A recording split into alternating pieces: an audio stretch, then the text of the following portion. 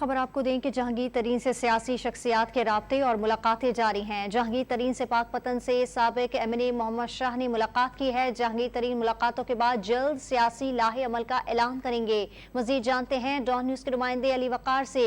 जी अली वकार, बताइएगा जहांगीर तरीन से कौन कौन सी शख्सियात ने मुलाकात की है और क्या बातचीत हुई है मुलाकात में? आज फिर जहांगीर तरीन की रिहाइशगाह पर पंजाब असम्बली के साबिक 2 अरकान की मुलाकात हुई है, जिसमें सईद अकबर नवानी है और अहमद शाह खग्गा है। ये सईद अकबर नवानी और ये खग्गा दोनों साबिक एमपीए वो हैं जो कि तहरीक जब पंजाब असम्बली में पेश हुई थी उन्होंने उस वक्त अपना वोट इस्तेमाल किया था। तो आज उनकी दोबारा जहांगीर तरीन से मुलाकात हुई है इस अपने सियासी मुस्तकबिल के हवाले से।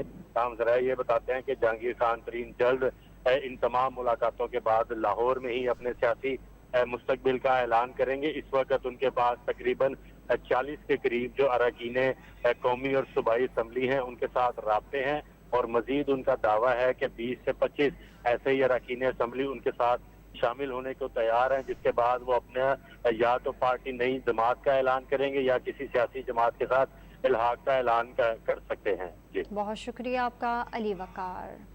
अपने नाज़रीन को बता रहे हैं कि जहांगीर तरीन से सियासी शख्सियात के राब्ते और मुलाकातें जारी हैं। जहांगीर तरीन से पाकपतन से साबिक एमएनए मोहम्मद शाह ने मुलाकात की है। जहांगीर तरीन मुलाकातों के बाद जल्द सियासी लाही अमल का ऐलान करेंगे। जहांगीर तरीन से सियासी शख्सियात के राब्ते और मुलाकातें जारी हैं। जहांगीर तरीन से पाकपतन से साबिक एमएनए मोहम्मद शाह ने मुलाकात की है।